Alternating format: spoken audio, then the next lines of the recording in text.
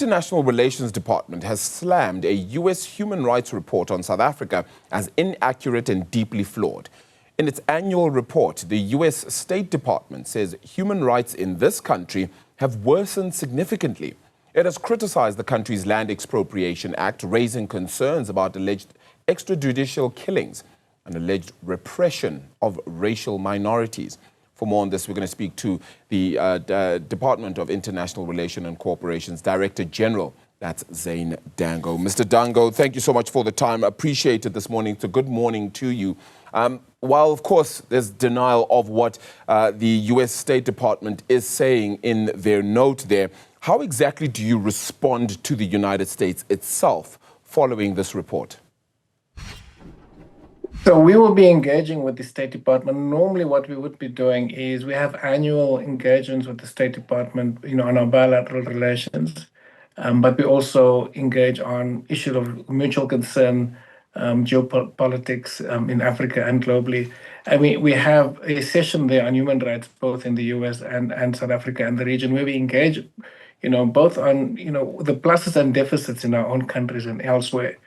But we haven't yet had one of those under the new administration. Hopefully by September we could have it. And that's genuinely, that's the forum where we genuinely share data on our concerns of human rights, both within our own countries and abroad.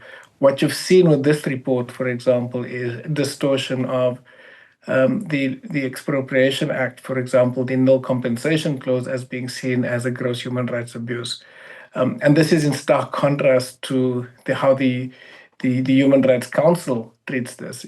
For many years, South Africa was criticized for being slow on transformation. And one of those issues was equity within land ownership. And that's why the Human Rights Council saw this as a step in the right direction. So we have to engage with the US on this, and also the manner in which they portray the institutions within South Africa dealing with, for example, freedom of expression and police abuse. Yeah, the report itself also talks about taking credible steps to, one, investigate, prosecute, or punish officials who committed human rights abuses. Could we not do a little bit more when it comes to something like that, and showing that we are a little bit more tough on any instance that may infringe on human rights? Of course, I think, so we should not be impervious to accountability. That just gives rise to impunity. So we engage, for example, because we also have to report on these kinds of issues to the Human Rights Council in Geneva. So we would raise concerns into our system about reports of police abuse, but we're also then confident that we do have the institutions such as IPID, the Civilian Secretariat, to do these investigations. But of course, I think if there's effective prosecutions and arrests when abuse is proven, that is a step in the right direction. But we do have the institutions to do this.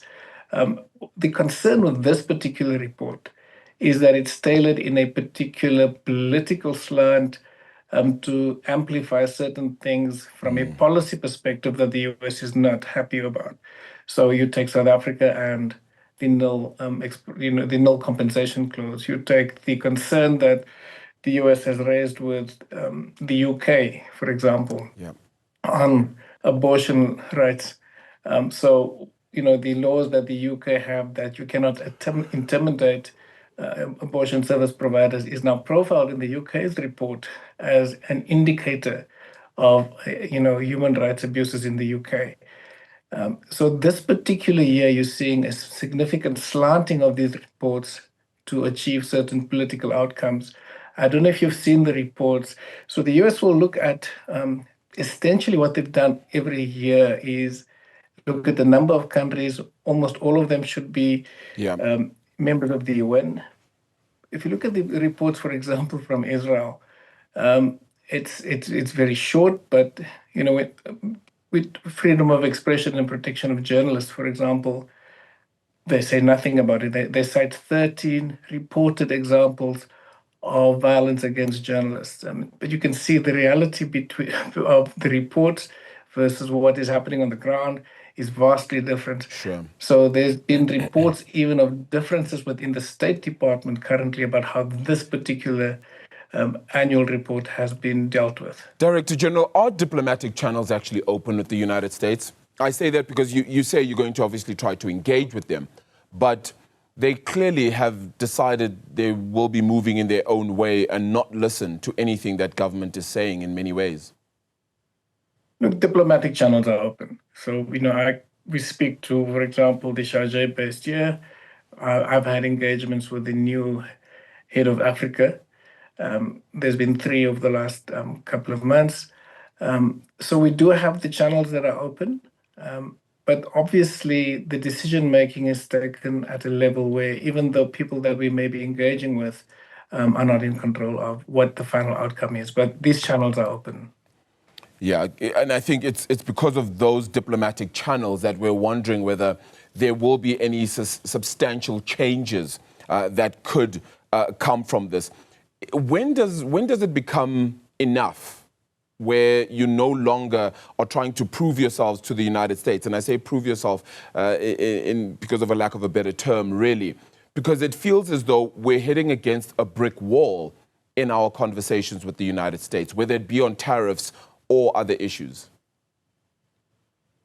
What we continue to do and we'll have to do is show the facts. There's almost a fatigue by some quarters in Washington about please don't explain yourself, do things.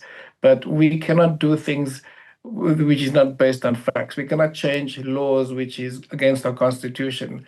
So what we need to do is continue these dialogues and hope that at some point these dialogues lead to better understanding, and from better understanding, we get the kind of agreements that we've had before. I mean, we've had major differences with even the Biden administration on key geopolitical issues, but we could engage, and on some areas we could find common ground, and in other areas we'd agree to disagree.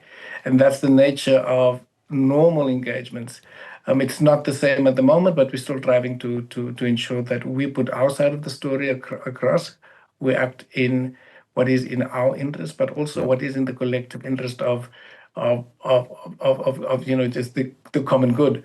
And we'll continue to do that. So I don't think we're going to reach enough is enough, but we're also going to stick to what is right and ensure that we don't bend to doing things purely because the powerful expect us to do so. I believe the U.S. has appointed an ambassador to South Africa, but if we were to appoint an ambassador to the United States, I know we have a special envoy at present, but if we were to appoint an ambassador to the United States, would that create a better conversation between the United States and South Africa, do you think? Look, I think having an ambassador on the ground would always improve it. But we do have political offices there. We engage from capitals. We engage at capital to capital level. So, the engagements continue. The U.S. Sharjah is similar to the person that we have in Washington, D.C. at the moment. So there's enough political work taking place, engagements taking place. An ambassador would improve on that because you will have somebody senior on the ground. But the engagements continue, and we would look at all avenues for improving this relationship. But it has to be based on fact. It has to be based on what's lawful, both for South Africans, Americans, and in terms of international law. Mr. Dangor, I would be remiss if I had you on the show and not actually ask you then with regards to South Africa's military chief, General Rudzani Maphwanya's visit to Iran and the comments that he made there alongside Iran's army commander. Your thoughts on that overall, and whether you'll be engaging with the SANDF's military chief then with regards to that visit and comments made? We've been engaging with the Department of Defense since yesterday when the media reports came out. And you would have seen that we put out a statement saying that the responsibility to communicate South Africa's diplomatic and political stance in relation to interstate relationships resides with the presidency and with DIRCO. And that is the official statements that one should, take seriously. We do not take what was said in that meeting as representing South Africa's diplomatic stance, and we've stated that, and we'll be following up with the Department of Defense to ensure that this does not occur again. All right. And have you perhaps issued any kind of referral to the president or the presidency? We've engaged with the presidency about our statement. So, the statement that DIRCO put out yesterday was also supported by the president. Director General of the Department of International Relations and Cooperation, Zane Dangor, thank you so much for the time this morning.